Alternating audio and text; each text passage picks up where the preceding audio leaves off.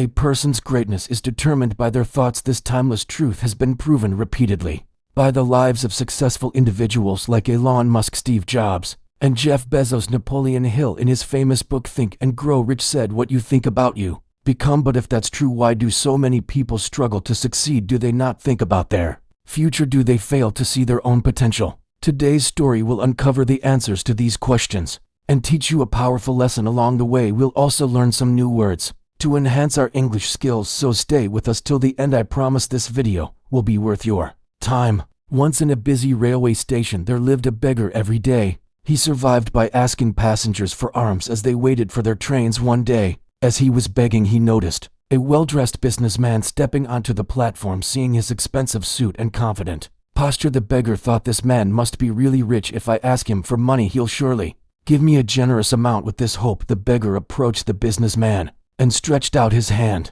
But instead of giving him money, the businessman looked at him and asked, "Do you always just take from others? Have you ever given anything to anyone?" The beggar was startled. He had never heard such a question before. Confused, he replied, "Sir, I'm just a beggar. I survive by asking for alms. I have nothing to give to anyone." The businessman smiled slightly and said, "If you believe you have nothing to give, then you also have no right to ask for anything. I am a businessman. I believe in exchange. If you can offer me something, I can give you something in return.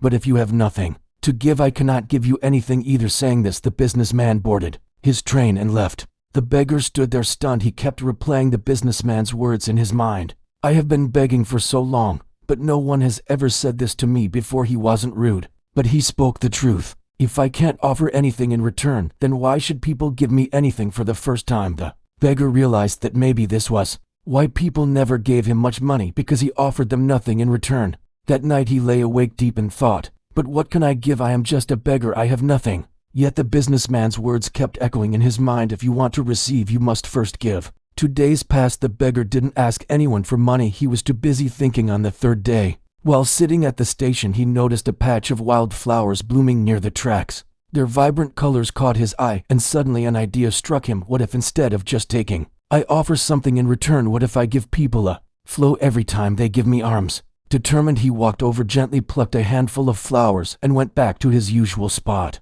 When someone handed him a coin, he smiled and offered them a flower in return. Surprisingly, people accepted the flowers with joy. Some even smiled and thanked him. As the days passed, something incredible happened. More people started giving him money. But he noticed a pattern. As long as he had flowers, people gave generously. When he ran out of flowers, the donations decreased. So it's true, people like to receive something in return, he thought. One day, as he was handing out flowers in exchange for alms, he spotted the businessman again sitting in the train. Excited, he rushed over and said, "Sir, today I have something to give you. If you give me money, I will give you flowers in return." The businessman smiled, handed him some cash, and took a few flowers. "You have truly understood the value of exchange," he said. "Today you are no longer just a beggar. You have become a businessman." The train arrived at the next station, and the businessman stepped off. The beggar stood there watching him go. His words sparked a new thought in his mind. Am I really a businessman now? For a long time, he pondered over it. Then suddenly he realized something. I now know the secret of success. I am not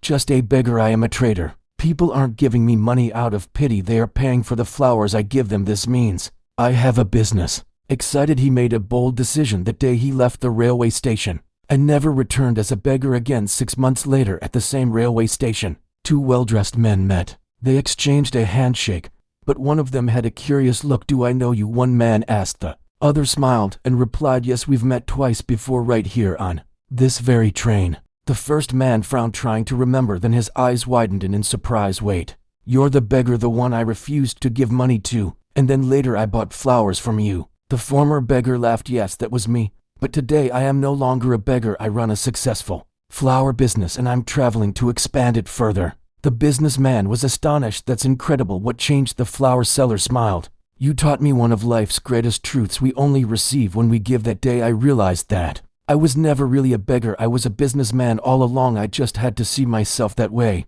The 2 men shook hands again, now as equals. Then they boarded their trains, heading towards their respective futures. Life is shaped by how we see ourselves. If you believe you are small, you will remain small. But if you recognize your inner potential, you can achieve greatness. So don't limit yourself. See yourself as strong, capable, and successful, because when your thoughts change, your future changes too.